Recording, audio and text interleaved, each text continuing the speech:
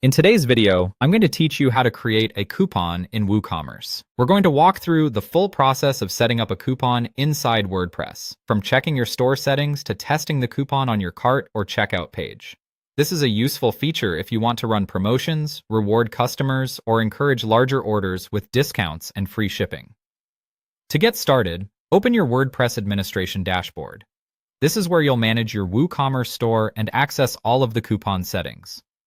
Once you're inside the dashboard, the first thing you should do is confirm that coupon use is enabled in WooCommerce.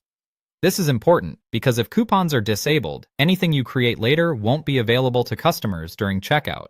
After confirming that setting, go to Marketing and then select Coupons. This is the area where all of your store's coupons are managed. From here, click Add Coupon to create a new one. Now enter a memorable coupon code.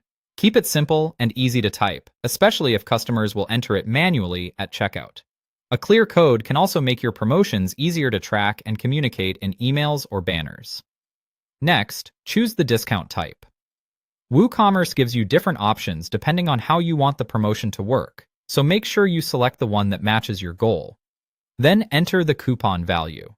This is the amount or percentage of the discount, and it should align with the type you selected. If the promotion includes shipping benefits, enable free shipping when appropriate. This can be a great incentive, but it's best used intentionally so it supports your pricing strategy. After that, add an expiration date. Setting an end date helps create urgency and ensures the coupon won't stay active longer than planned. Now move on to the restrictions. Configure the product, category, email, and spending restrictions based on who should be able to use the coupon and under what conditions. This step gives you control over how broad or limited the promotion will be, and it helps avoid misuse. Then configure the total usage limit and the per customer usage limit. These settings are especially helpful if you want to cap the number of redemptions overall, or prevent the same customer from using the coupon repeatedly. Once everything looks right, publish the coupon. The final step is to test it on the cart or checkout page. This is very important because it lets you confirm that the code applies correctly, the discount behaves as expected, and any restrictions are working properly. And that's it. You've successfully created and tested a WooCommerce coupon.